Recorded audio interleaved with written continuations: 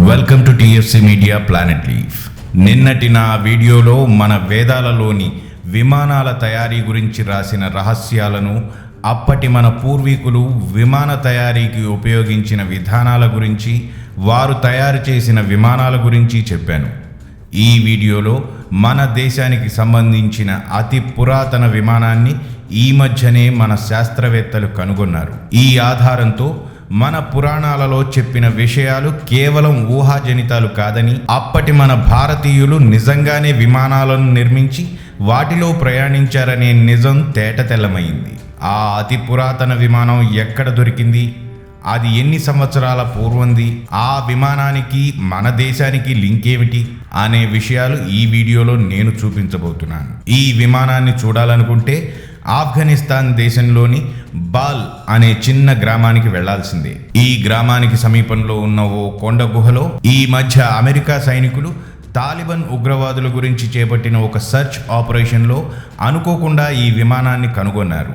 మొదట ఆ యంత్రాన్ని చూసిన సైనికులకి ఆ పరికరం ఏమిటో అర్థం కాలేదు. ఆ తరువాత అక్కడికి వచ్చిన కొంతమంది శాస్త్రవేత్తలు ఇదో పురాతన విమానంగా పేర్కొన్నారు. అయితే దాన్ని బయటకు తీసి మరిన్ని ప్రయోగాలు చేయదలిచి దాన్ని బయటకు తీయడానికి చాలా విధాలుగా ప్రయత్నించారు. కానీ వారి ప్రయత్నాలు ఏవీ ఫలించలేదు. ఆ విమానం చుట్టూ ఓ విచిత్రమైన రక్షణ ఏర్పాట్లు ఉన్నాయని, వాటిని సరిగ్గా తెలుసుకోకుండా దాన్ని బలవంతంగా బయటకు తీయదలిస్తే ఏదైనా అనర్థం జరగవచ్చని ఆలోచించి దాన్ని అక్కడే వదిలేసి వెళ్ళిపోయారు.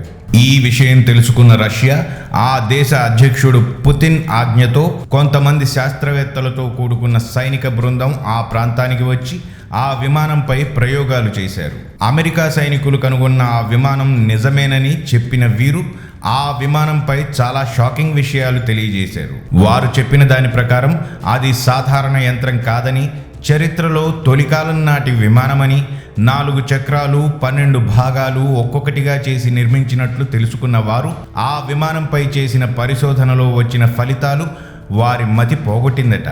అది సాధారణ విమానం కాదు, దాన్ని 5000 సంవత్సరాల క్రితమే అతి భయంకర ఆయుధాలతో అమర్చి తయారు చేయబడ్డ విమానమని, పాశ్చాత్య దేశాలలో నాగరికత సరిగ్గా లేని ఆ సమయంలో ఇంతటి అత్యాధునిక టెక్నాలజీ కలిగిన విమానాన్ని ఎలా తయారు చేశారో వారికి ముందు అర్థం కాలేదు. ఈ విమానంలో లక్ష్యాన్ని అత్యంత ఎక్కువ శక్తితో మార్చి మసి చేసే లేజర్ గన్, ప్రపంచానికి ముచ్చెమటలు పట్టించే అణు రసాయనాలు, ఆల్బర్ట్ ఐన్స్టైన్ కనుగొని ప్రపంచానికి తెలియజెప్పినట్టు చెప్పబడుతున్న ఎలక్ట్రోమాగ్నెటిక్ రేడియేషన్ ఫీల్డ్ వంటి అత్యాధునిక సదుపాయాలతో ఆ విమానం ప్రస్తుత కాలంలో ఉన్న విమానాల కన్నా ఎన్నో రెట్లు ఆధునీకరించబడి ఉందని చెప్పారు. అయితే ఈ విమానాన్ని కనుగొన్న మొదట్లో దీన్ని అంత పురాతన కాలంలో ఎవరు సృష్టించారో ఎవరికీ తెలియలేదు. ఈ విషయంపై ఎన్నో పరిశోధనలు చేసిన శాస్త్రవేత్తలకు కొన్ని షాకింగ్ నిజాలు తెలిసాయి. ఈ విమానం ఇండియాకి చెందిన అతి పురాతన విమానమని, ఇది సుమారు 5000 సంవత్సరాల పూర్వందని రష్యా, అమెరికా శాస్త్రవేత్తలకు తెలిసింది.